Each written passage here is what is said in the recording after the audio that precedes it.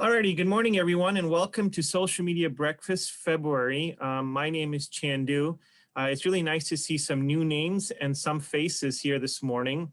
I'd like to just take a minute to kind of give everyone a brief background on what Social Media Breakfast is about, especially for those of you who are new or this is your first time attending.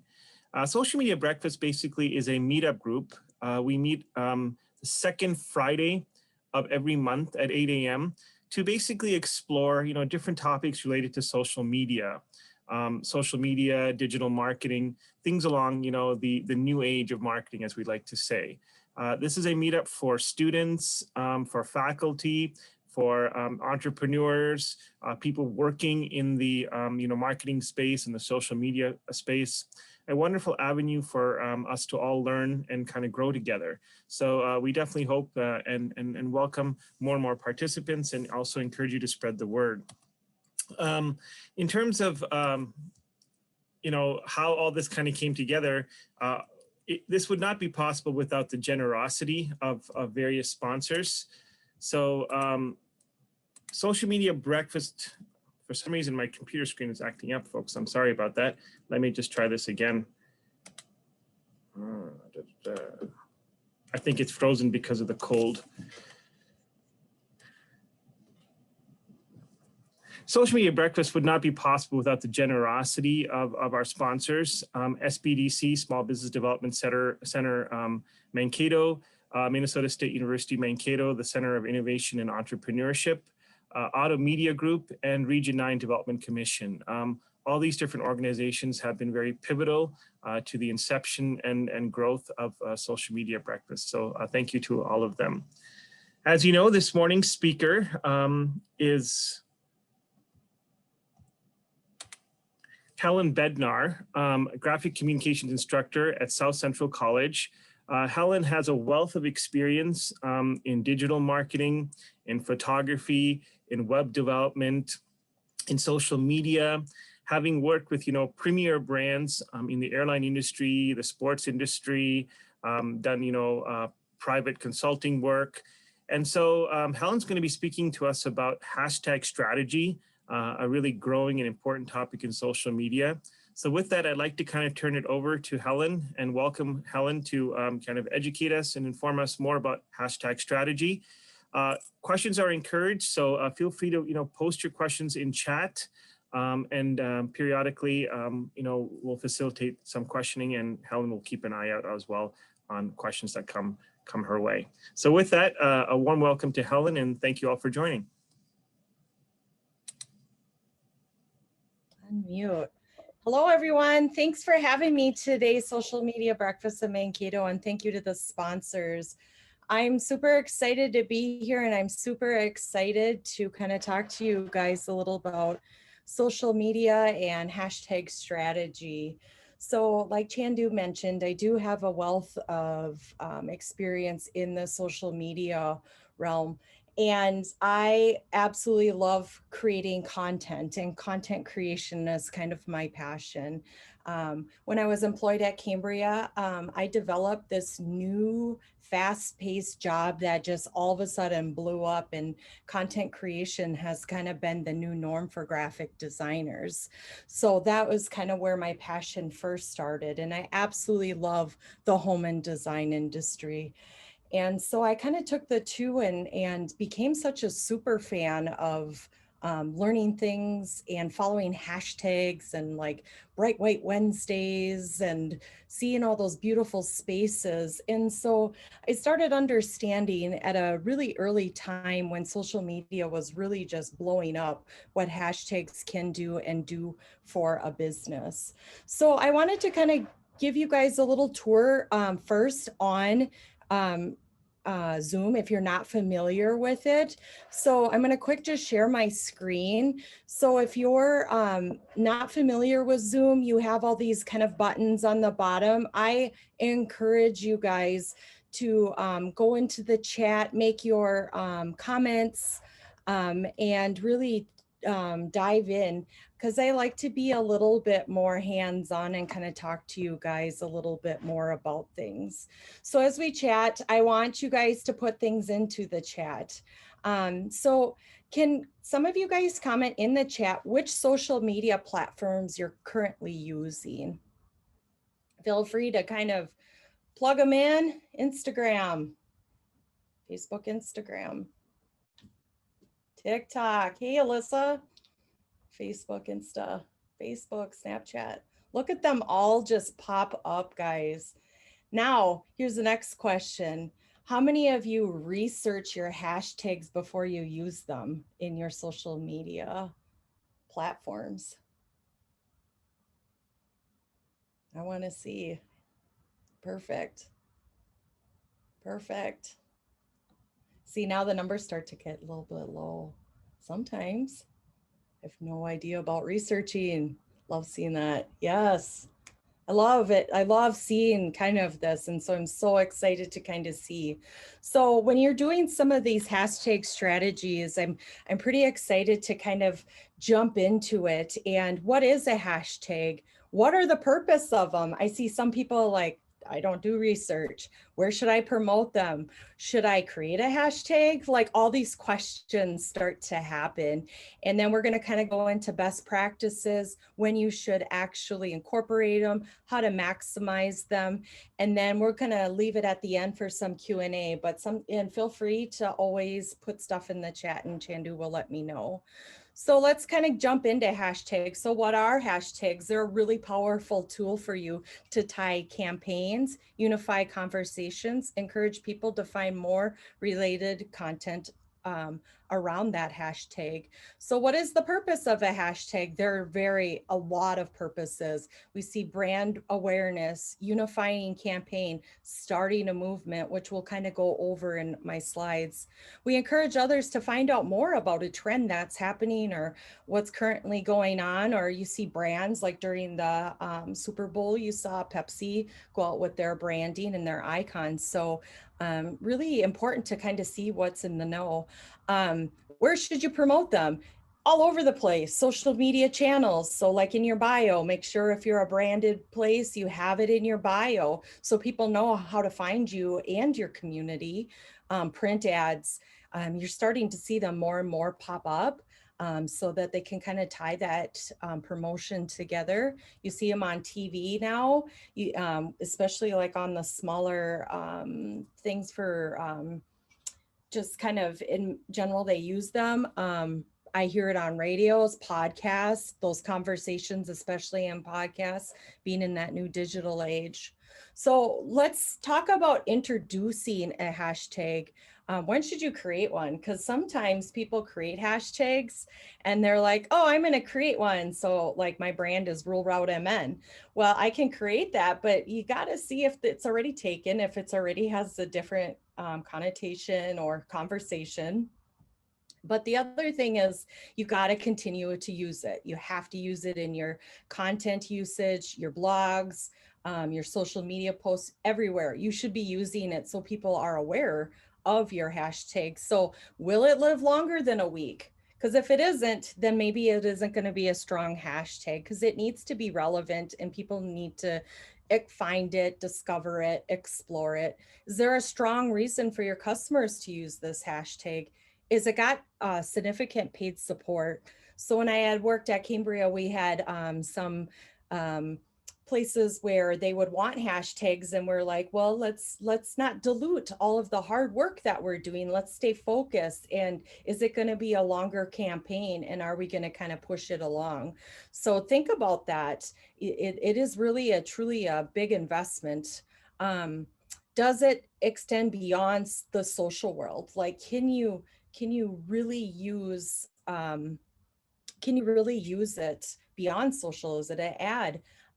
Chandu, I'd like that you mentioned, what if I check the hashtag and it's already been used?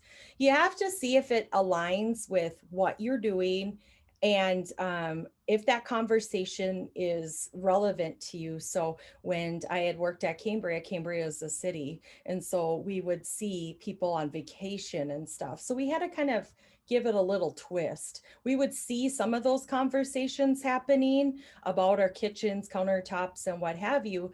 But the other thing is, it's just like you have to kind of make sure it's really branded to you. like, Nike, just do it, that maybe not a hashtag you might want to use because it's already has its own audience. So we kind of talk a little bit more. Are you talking with the social team and having those conversations at an early age, in a campaign? It's really important because we need to be aware of those things and we need to be able to respond to our customers. So if you don't tell your social team that you're doing a campaign, and you can't just leave these hashtags because people are making comments, and you're able to utilize them as super fans because they're so excited about the brand. So the hashtags have been so has the hashtag been taken by different audiences? And we kind of went over that with Chandu's question. So Helen, let's so yeah, go ahead. quick question. My question is more along the lines of how do you check if you're conceiving a new hashtag? How do you check that it's not been Oh, already used? Is there a resource or a point of reference that you typically use? yeah, there's a couple of them, and I'll have them in my slides. There are different tools that you can check, but I think it's just simply going and checking and looking at those conversations. And my visuals that I have in these slides will kind of talk to you a little bit more about that when we kind of go into best practices. So I kind of talk about how to do that engagement and how to determine. Back, I think it was, 2014, and this post is from the Huffington Post, and the hashtag is why I stayed. Some of you guys saw the video footage of former running back Ray Rice punch his then fiance in the elevator, which was really tragic to see that. And a whole bunch of women all got together and talked about why I stayed. So we kind of see about why domestic survivors kind of use this hashtag. So this is why it's so important to do that research. DiGiorno Pizza use the why I stayed. You had me at pizza.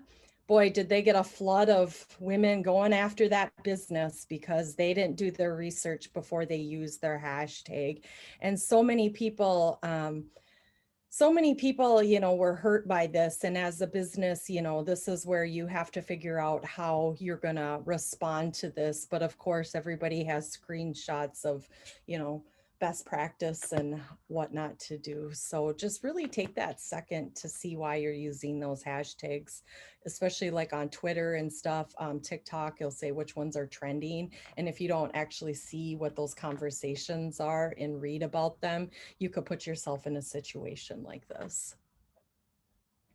So best practices too, is it share worthy? So we kind of use momentum of influencers who actually, live in the world of social media, like the Kardashians. And we see that they're using an influencer to try to talk about my Kelvins. And so they're using that hashtag because they also want to see people in the world of social use that as well. So we're kind of seeing how they can convert that into a share worthy moment. Is it easy to understand? Is it memorable? So my Kelvin's turned on customers and to advocates, and you'll see that they used it in their print ads and how they use and wear their Calvin Kleins. So I think it's a great way to promote a hashtag to see how it can extend beyond the use of social media. And when you start to get UGC or user generated content, people tend to talk about this conversation online or share. And as a business, it's a great testimonial to your business. So a little bit about kind of what Chandu was talking about. There are platforms where you can right tag. You can go in and kind of do that and see where it's relevant more. It's good in Instagram, good in Twitter. You can just kind of use, there's many tools out there. The hard thing is with hashtags, by the time if a book got written about them, it's like, boom, on to the next thing. Something completely different will change because it's hard to keep up with these. And some of the resources that I use is Hootsuite. I use Sprout Social. I just stay on top of the social media topics to kind of see what people are doing, because for a moment, Facebook was not doing hashtags. And now that they own Instagram, I think they're starting to see that powerful tool. But now you can use hashtags in Facebook, and they work really well, and you can see where those conversations are. But then what else I started seeing, sometimes you see people just put like hashtags like this, and I'm starting to see the 4 to 5 limit, because they really want you to condense your conversation and be in the right topics. So a lot of people also on TikTok kind of know those trends that are happening, and they kind of double it up. So if people are like, let's say if you were Buffalo Wild Wings, for example, and you saw the Pepsi halftime show, as a business, I would encourage to use that because it makes sense with Pepsi, because people who are probably using that hashtag are either watching the Super Bowl or participating and might want some wings. So you kind of want to get your eyeballs in front of the right people, and make sure to switch it up. I mean, you can't always use the same hashtags, and I like to do some A/B testing and see, okay, I have an Instagram account for my dogs, and I don't know why, but fur babies, every time I use that, that tends to just, my posts do a lot better versus just kind of random. I have wiener dogs. If I use that kind of a hashtag, um, and I've always kind of kept a list, because those conversations tend to happen, and those lists really help you kind of dig into what types of social media content you should be looking at. So keep a running list, and seeing and doing some exploring and trying to get into those conversations. So hashtags can clue you into industry trends that are happening. So when you're looking in TikTok and seeing those discovery, or on Instagram and seeing what kind of pops up in those hashtags, follow them. You'll start to see some of the businesses use them and kind of get on board before those conversations get too big. We like to find a little more niche, not 1 billion followers on a hashtag or millions. We want to be like 300,000 or something, because that's a little more niche, and I feel like people are a lot more focused at that level. So does anybody have any questions about hashtags while I'm here? Anything new that they learned as far as why you should be using hashtags? I love having these conversations.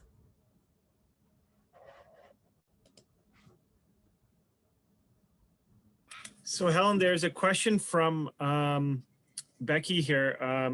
How does one research a hashtag on Facebook, Instagram, or other social media sites? I mean, first of all, you shared some resources, but are they firstly free? Does it require you? Yeah, they are free. Okay. Yep. Some of them are. That Rite Aid is, the right tag is, and I can throw it in the chat so you guys can kind of check it out. But I think for some of them, they get a free trial. And then if you want as a business to kind of go, let's see. Yes, and you can definitely see slide 6 again.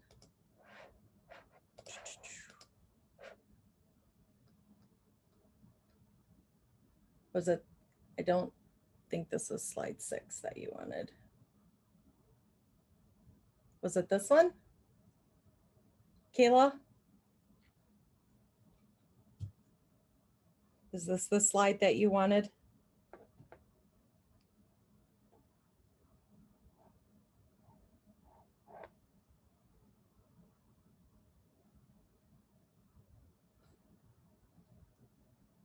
Oh, okay. There you go. Yes, for sure. You can see that. Yes. Let's see. Yvonne had asked hashtags that people use in the organization. I would also tie it, Yvonne, to like I use hashtag Mankato. It isn't used really much, but people who might be using the hashtag of Mankato, you might want to kind of tag like an event to it, like I did with the social media breakfast, because people that are in that neighborhood might be a little bit more involved. Or I also did social media, I forget what other one I did. It was like social media digital marketing. Because we are on Zoom, I just kind of figured, well, some people like to learn more about social media. Yeah, we use for the Center for Innovation and Entrepreneurship, we use CIE Mankato. Mhm. And that's, we have some tweets and Facebook and that sort of thing. We've been using it a little bit. We should probably use it more.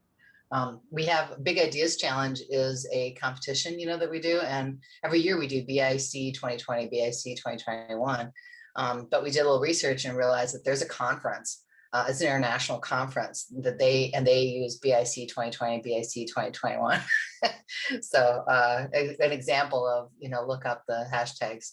So now we're going to add to that hashtag to make it a little bit different than that conference. Yep. And sometimes when you use years, it kind of dilutes it a little bit, because years past, they might want to see what happened. They'd have to go back to 19. They'd have to go back to 18, so maybe you find something that isn't so niche for that little bit of time. But that's just my recommendation for using that, because you want people not to just use it for the event, but because it sounds like it's a pretty big event that you want to continuously use. So you want people to be aware of that, not just, during that time, but throughout the year. That's a good suggestion. I was going to piggyback off of that, Helen. It's Jamie. We kind of, what Yvonne's saying, we did that with Raw Fusion, and each year we hashtagged by the theme.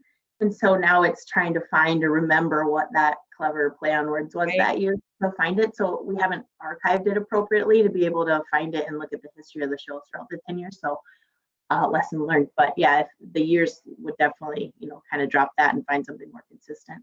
Yes. And because I think people want to know a little bit about it, especially in Raw Fusion. That's such a unique thing, and you want to see the themes throughout the years, if you're so into just the one year. And sometimes it's great, and then to continue to share and use UGC of other people's views. So like while they're at this show, you're able to talk to those people directly. You're able to share, retweet whatever their image is, because they're going to be sitting in different things. It's like free advertisement. So great questions, guys. Anybody else?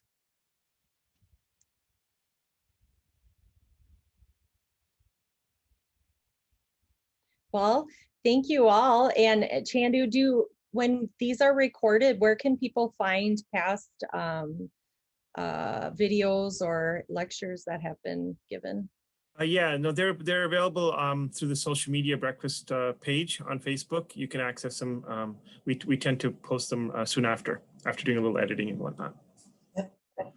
Actually, have another thing for you to talk about, Helen. Numbers of hashtags on a post. Yes, and they're all different, but like I had mentioned, 4 to 5 is kind of a thing that I like to kind of stay around. Some say less, some say more. I've seen 7 as a magic number as well. But it's getting in front of the right people. So like you said, your convention, people who might be in marketing, people who, trying to find a little more niche and trying to find and make a list of people that are talking about stuff like that. And I do also recommend, just in the Mankato area or MSU, see what the trending hashtag that they're using, whether it's homecoming. I don't know, you have to be really inventive to find people in those certain crowds that you want to engage with. So what would be the harm in over hashtagging? It's this wonderful things called algorithms. Okay. You kind of fall into this world of you're not going to be seen. Gotcha. Yep. You want to talk about algorithms? Yeah. That's all. No. Changing. It keeps changing. So and it's different on every single social media platform. It's just like Facebook goes one way, especially during the election. when they shut off anything that was political. It was unreal. And, you know, it's, for me, it's interesting to kind of watch this from a social media perspective. I mean, I kind of get a little frustrated as much as you have things that you actually look at. Um, and then they only feed you those things you want to see. That's kind of frustrating too. I've always heard you always use 30. I mean, you know, it changes all the time. 30 sounds a little bit much, but you can, you know, check on the link that I had given you to see. And then you can also look at HubSpot, any of those kind of social media things. They do talk about using those hashtags, but 30, you're really diluting your conversation. Could you go back to the slide that where you have the kind of Mad Libs takeoff on hashtags?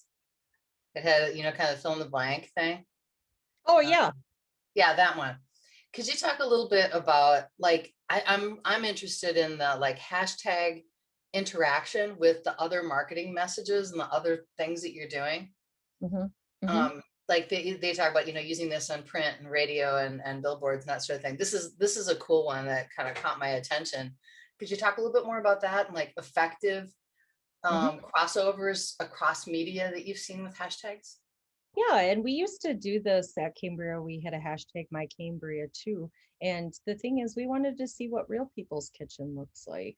And we wanted people to share it. And all of a sudden, this conversation starts to get really, really big because people are so excited to share their spaces. And, you know, I mean, I can't relate to these multi-million-dollar homes, and so to kind of show something a little more relatable, like I can't relate to Kendall Jenner, like, no, you know, but I want to see a person that might be wearing my Calvins. And I think those kind of things help a business really kind of show that it's, you know, we have a marketing strategy, we have a marketing brand that we have to stay on. But then there's these other people that really are super fans and they really talk about your brand. They're excited, they're the ones talking about how much they absolutely love your product. And you want people like that because they're telling 10 people, they're telling 20 people. Some of them are telling their friends. And we all know word of mouth marketing is huge. And when you're in a world of, I mean, I personally wear Calvin Kleins because I'm a thicker girl and I like how they fit on my legs. And other women might be like, oh, I do too. And their clothes fit really well for me. And so I tend to know quite a few of these types of hashtags because I want to see what uh, a model that's 12 plus. And these campaigns are really, I think, powerful. And UGC using the user generated content and having real people wear these things is such a powerful message to me.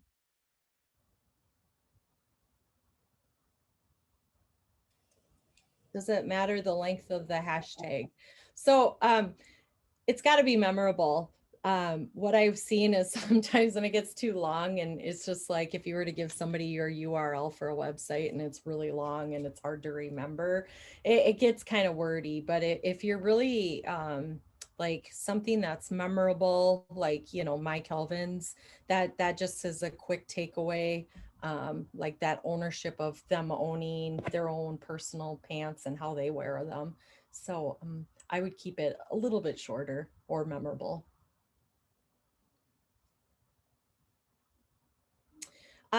If you have a hashtag and how do you claim it, there really isn't a way of claiming it. It's just using it all the time. So as Yvonne kind of mentioned, we should be using it all the time. We should be, you know, throughout the year, you should be, because then you're going to flood that area. And all of a sudden that's going to be your ownership. Like I said about Nike in that just do it. If you use that hashtag, everybody's going to go into it and know that follows that brand. So always use that hashtag and always have your friends, anybody who your colleagues, anybody who uses it for like social media breakfast of Mankato, you know, I recommend that they continue to use that and their sponsors use it and, you know, get that out there and use it in multiple channels.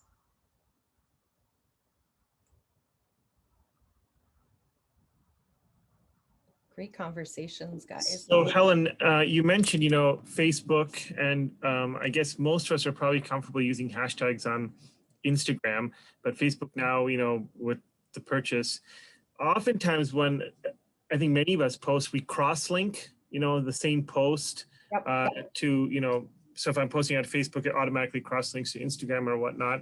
Any thoughts on that in terms of hashtag strategy? I mean, is it effective? Is it recommended? Obviously, Well, it depends on the audience, right? correct. And that's the biggest thing is that the hashtags, some of them translate from social media channels to the next. And that is a common thing for people to have something and then share it on from Instagram into Facebook. But you can go in and edit. As you guys saw, when you tag things on Instagram, it's not going to tag it automatically. So you're going to have to go in and edit anyways to tag and add location. I mean, you have to go in and edit. And who's to say, even on an older post, it's if it's been performing, I've gone in and re-edited something a while ago. If it's hitting a trend that was already trending, like I kind of mentioned to Bright White Wednesdays, if it had to been a Wednesday and I had something lower in my Instagram feed, you can change those Instagram or those hashtags within your post and edit. Unless I think it's a little bit harder with a paid post. Mm-hmm.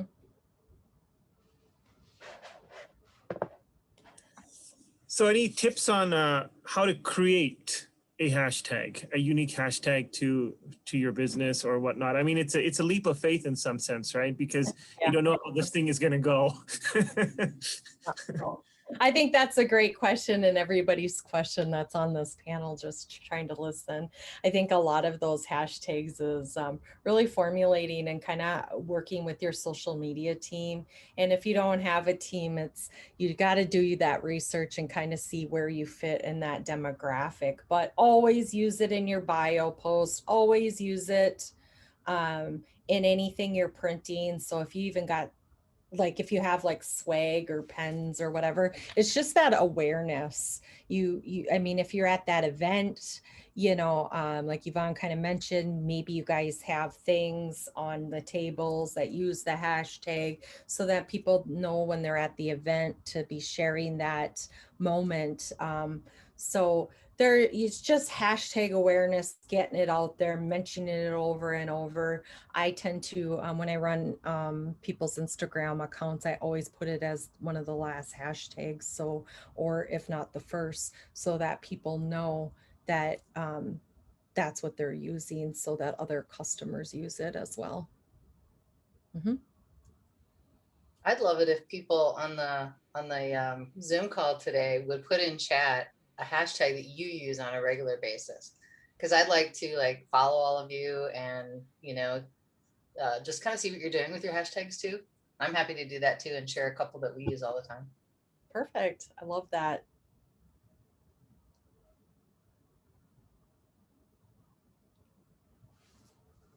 I know, like at South Central, we use SCC Proud.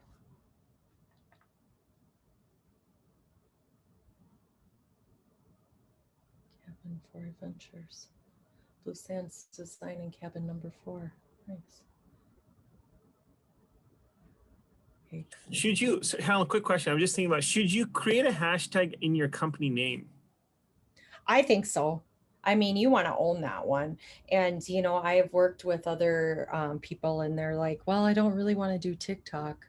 But remember back in the 90s when everybody was buying domain names?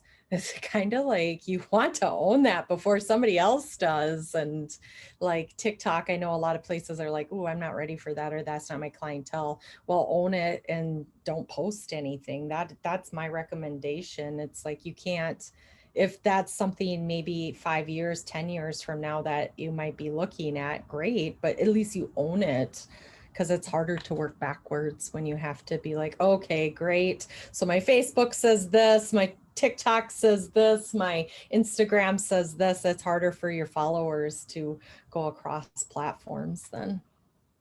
So like when you mention, other mediums, your advertisements, whatnot, whether it's a physical poster or whatnot.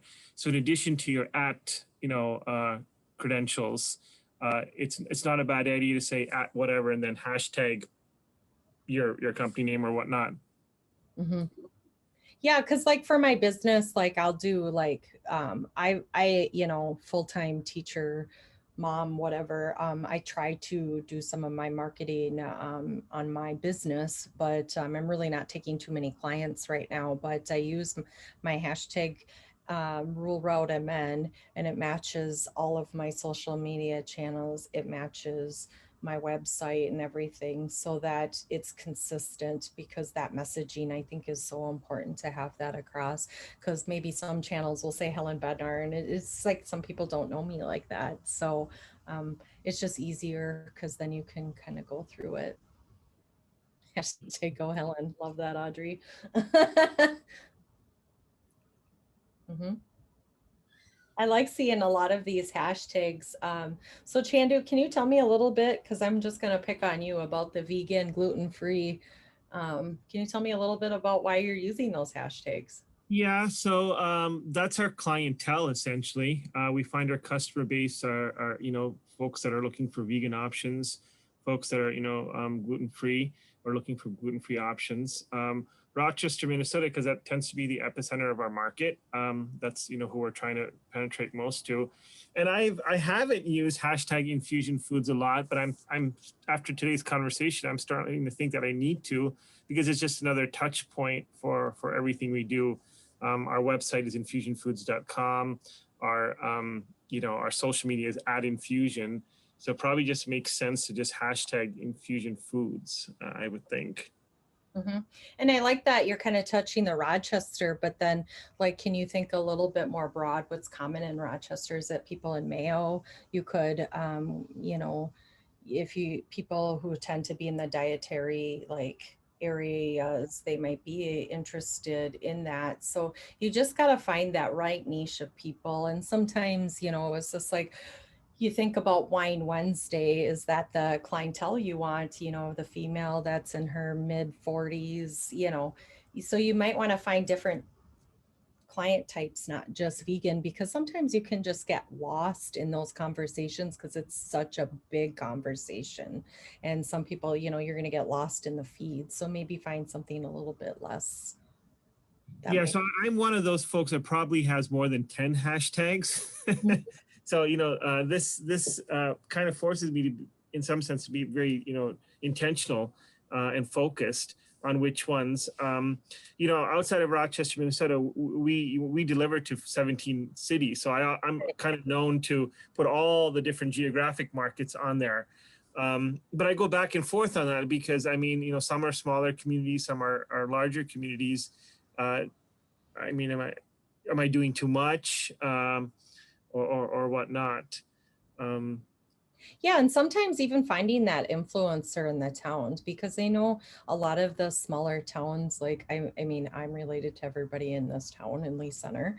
And you just kind of get that one person that you might know and sample your food or what have you, and they're talking about you. And that kind of brings that UGC to life, and having them share their experience, especially when they're known in the Rochester area or Mankato area, some influencers in that area.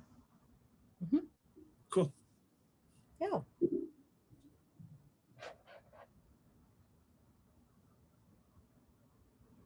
I'm just kind of looking at everybody's.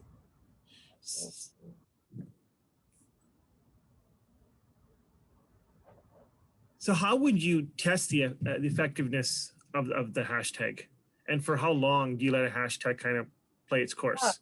Well, the way I kind of see is when I say effectiveness, like I kind of mentioned about my dogs, all of a sudden I'll get 7,000 views on a video.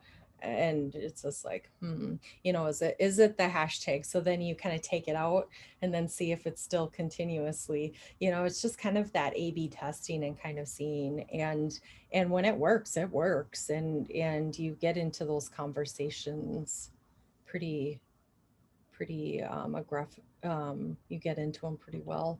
Um, I was going to mention too, I saw Nathan. Nathan, you mentioned you do ag careers, green seam. Would you ever put in, are you trying to get people into the ag classes, or what is your goal with that? Yeah, so I work out at South Central College, and we're trying to connect students with the industry. So if ag industry is looking for talent, we're trying to make those connections between people. So Green Seam is here based in Mankato, trying to work with ag economic development within southern Minnesota and even northern Iowa. So a lot of that is the same region that we're focusing on, trying to find the students who are interested in ag careers and ag colleges, and then just trying to help direct them accordingly. Right. And so some of those things you might also want to look at are, what are the kids interested that are coming in? Like, is there something that ties them together that they're kind of looking? So you might want to test some of those types of hashtags too, because I mean, I feel like as a student, you're not doing your research on ag careers right away. I mean, you kind of are. And so that's why I just bring this one forward. You might want to look a little more broader where they're kind of looking, kind of like Yvonne was kind of using some of those hashtags in the Mankato area, or if there's a certain area that they might be coming from, whether it's a high school, they might be using a hashtag at a high school. That's a great one, like at a ag. FFA would probably be a good one. But you know, you want to get in those conversations so you're kind of in that world as well. Does that make sense? It does, and that's one of the things that we're actually debating about right now, because we have Facebook. That's probably our site where we post the most, and we believe their audience is probably the parents. They're going to be the influencers, and we just started a LinkedIn site here at the end of last week. So I think we've got 2 or 3 posts on it. We have Instagram, but we're not doing a great job with posting on that. So we're just trying to figure, if we're trying to reach students, the students are probably on social media platforms where we're not on yet. Maybe we don't even know about them. So that's where we're trying to balance, because we have such a wide audience. The students, it might be the parents because they're the influencers. It could be the industry, or it is the industry, because we're trying to connect with them and link all these people together as the needs come up. And I agree with Tanner. They are for sure on Instagram, but it's just how do you talk to them? And I'll tell you, those reels that are coming up, those Instagram reels, it's huge. It's just kind of like the version of TikTok, and doing those videos and stuff in there and using those hashtags. Word of word bent. Yeah. See Deborah's SEC student success, maybe even using that one. Jamie, do you use other hashtags that are in that build industry other than your branded ones? I do, and I bounce around. I play around with it, and I feel like they're almost too big. So like to your point, we're starting to find ones that are a little bit, you know, the 300,000 smaller. So I've just started playing around with those, and we're just getting into the Instagram game literally this month. So yeah, we're still playing around with that. Yeah.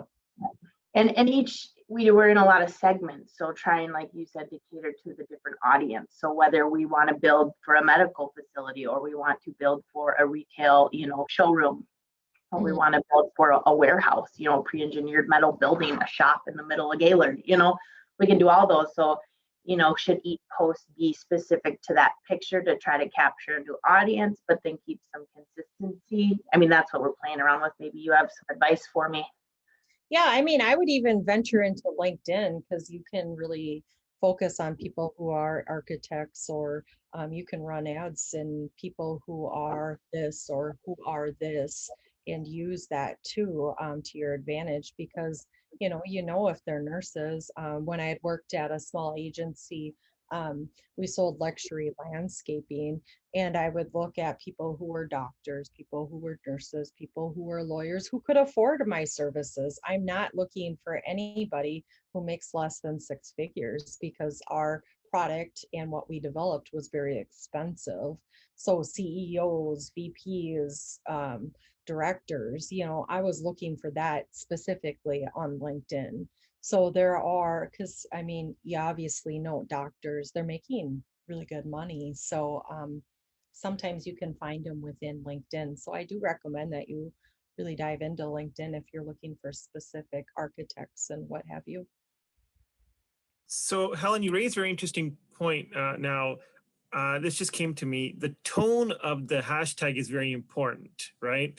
Based on the different audiences, right? Or the platforms you're using. So for example, LinkedIn, the hashtags that you use are definitely more geared towards a professional side of your business or whatnot. And perhaps on an Instagram or a TikTok, the hashtag is going to be a lot more, creative, a lot more, trendy, or something along those lines. Any thoughts on that? Because we typically try to utilize cookie cut model where the same hashtag gets deployed on multiple avenues, but I think your comment earlier just makes me think that you got to be very, very intentional depending on the platform that you're using, and you just don't want to probably use a generic strategy. Quality versus quantity. You want to be in the right eyeballs. And I think that goes back to marketing, and why digital marketing is so powerful is because you can get in front of the right people because of algorithms, because of people talking about things where before, you're at an end cap at Target or end cap at something, they might just walk by you. You're not there, you're there to everybody. And we're seeing brick and mortar kind of die. I mean, but I kudos to Target, who have really made that user experience throughout that store. When you're shopping now for your jewelry, it's a little more boutique-y and stuff like that, because they have learned how their shoppers work. And that's just kind of what digital marketing, why it's ever changing, and why you can't pick up a book. You just really have to see those trends that are happening that we talked about earlier, because you can start to see them happening right before your eyes, and when they gain momentum. And you are right, like you said, you can't go onto Instagram and use that same hashtag and potentially onto LinkedIn, because people might be looking for more professional development and other needs and wants. But that's kind of what I use each platform, and understanding who's following it, because if you do it effectively, you're going to get results.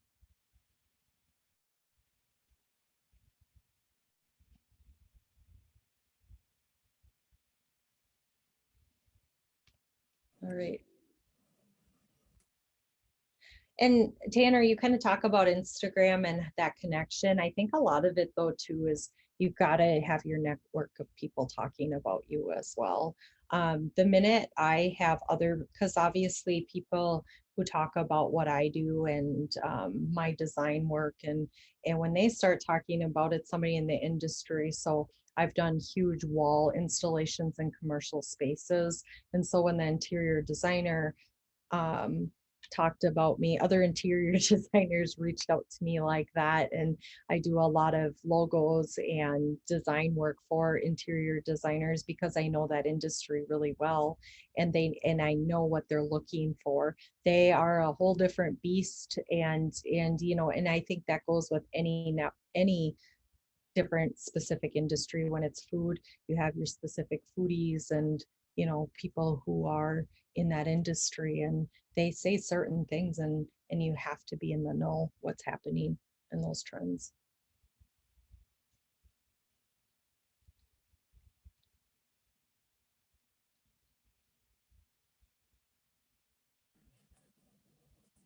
Any other questions for Helen?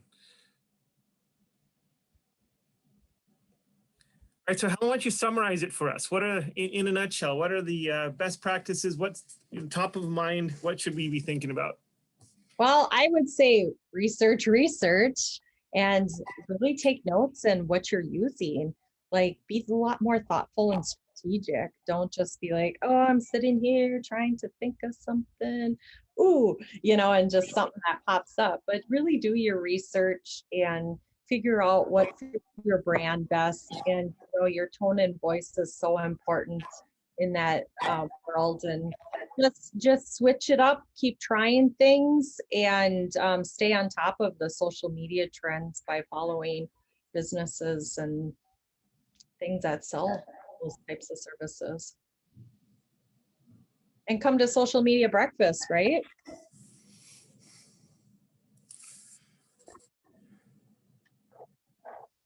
All right. Any other questions before we kind of conclude for today? I know Helen would be more than happy to stay around if you have any one-on-one specific questions. Well, awesome. Thank you so much, Helen. Yeah.